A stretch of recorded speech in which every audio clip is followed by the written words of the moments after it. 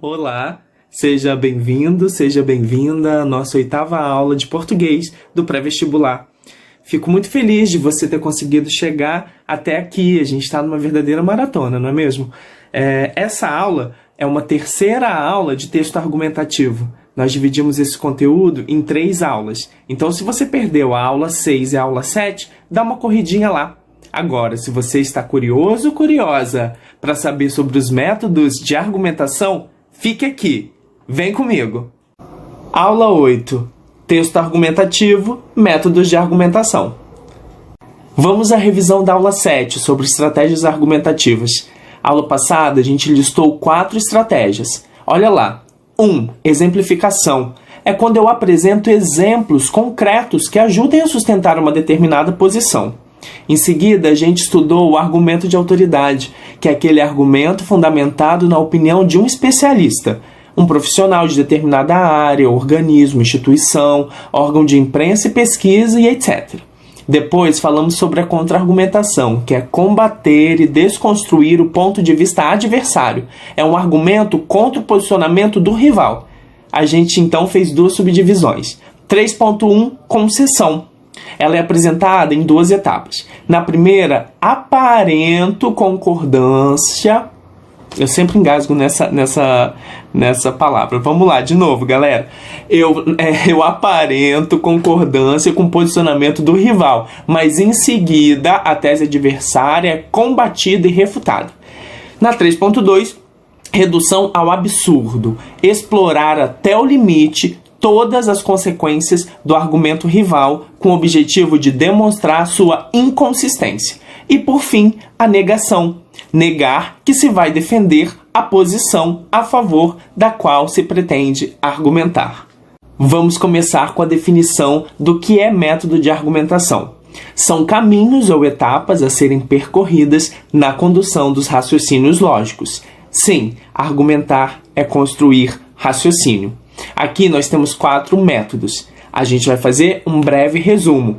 Eu vou utilizar para isso, tá, gente? Vou fazer bastante, quase desenhar com as mãos, tá? Porque fica mais fácil da gente entender. Olha lá, indução ou método indutivo. Eu parto do particular para o geral.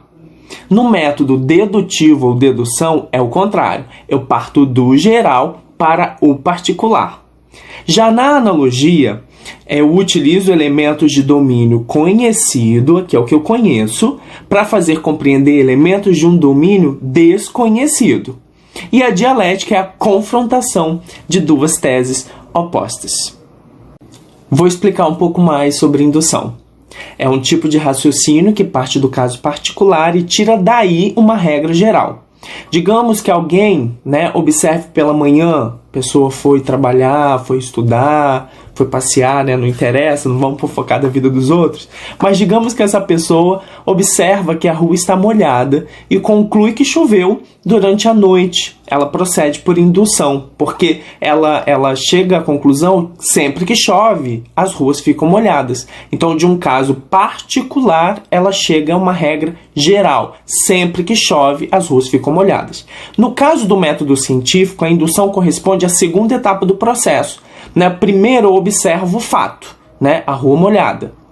Daí eu formulo uma hipótese por indução, por meio de uma generalização que necessita verificação.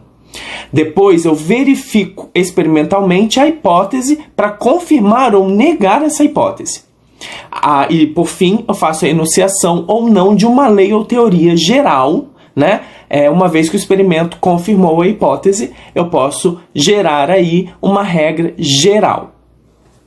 Já a dedução, ao contrário da indução, é o raciocínio que parte de uma afirmação geral, tida como verdadeira, aplicando-a a um caso particular, como é o caso dos silogismos. Nós temos aqui um exemplo de silogismo, que é um tipo de dedução. Todos os homens são mortais. Tenho aqui uma premissa maior, uma premissa geral. Sócrates é homem, tem uma premissa menor, particular. Então eu parto da ideia de que todos os homens, ou seja, de uma ideia geral, e faço uma afirmação sobre um ser humano especificamente, que é o Sócrates. E aí eu chego a uma conclusão particular. Sócrates é mortal. Então, a partir da ideia de que todos os homens são mortais, eu chego à conclusão de que um especificamente é mortal, que é o Sócrates. Não dá pra gente escapar dessa premissa geral e verdadeira. Então, o tipo clássico do silogismo, que é esse exemplo acima, se apoia em 3 frases. A premissa maior, de caráter universal, seguida da premissa menor, de caráter particular, e da conclusão. Mas a dedução, ela nem sempre vem com essa estrutura. Sempre que eu parto de uma ideia geral e chego a uma conclusão particular, eu tenho aí uma dedução. A analogia, por sua vez, faz com que, pela utilização de elementos de um domínio conhecido, possamos chegar a compreender elementos de um domínio desconhecido, servindo assim para ilustrar ou provar alguma coisa. Olha o exemplo. O isolamento social é como criar uma bolha. Nessa frase, bolha é o elemento conhecido e o isolamento social é o elemento desconhecido. Nesse momento, não tanto mais, né? Mas digamos que alguém tenha dúvida o que seja esse isolamento social, aí eu escolho a bolha, que é um elemento conhecido, né, para explicar isso. Então, em casa, você está protegido, desde que entradas e saídas não causem a contaminação da área interna. Então, fica claro aqui, para quem não sabe o que é o isolamento social, por essa comparação, por essa analogia, né, com a bolha, eu consigo explicar o caráter dessa fragilidade, dessa proteção, dessa necessidade, né, de controlar a entrada, a saída, né, de forma que não contamine. Então, só estarei protegido se a parte interna não estiver contaminada. O método dialético é um método do movimento, do embate, de colocar em choque 2 pensamentos opostos. Vamos à definição. Dialética. O raciocínio dialético se processa a partir do momento em que a tese oposta contém uma parte da verdade, e por isso o caminho dialético admite o princípio da contradição, ou seja, da confrontação de 2 teses opostas, a tese e a antítese, a tese e a antitese, retirando daí uma nova verdade, que é a síntese. Então, eu tenho 2 ideias contrárias, né, e eu não as descarto, mas eu chego a uma síntese, a uma terceira ideia, né, que advém aí como resultado desse embate. Assim, as etapas de um raciocínio dialético são, né, a primeira etapa, a formulação da própria tese apoiada em argumentos. Então, eu tenho um ponto de vista, a tese, fundamentada em argumentos. Depois, a segunda etapa, eu formulo a tese contrária e os argumentos que a justificam. E, por fim, a formulação da síntese, com a conciliação entre os pontos válidos da tese adversa. Vamos ao resumo final. Vamos ver se ficou tudo aí na cabeça, hein? Então, métodos de argumentação são caminhos ou etapas a serem percorridas na condução dos raciocínios lógicos. A gente viu a indução, o método indutivo, que vai do particular ao geral.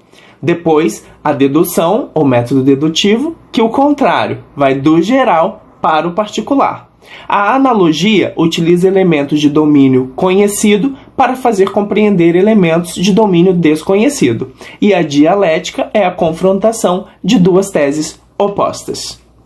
Agora que vocês já são quase especialistas em métodos de argumentação, é hora de praticar.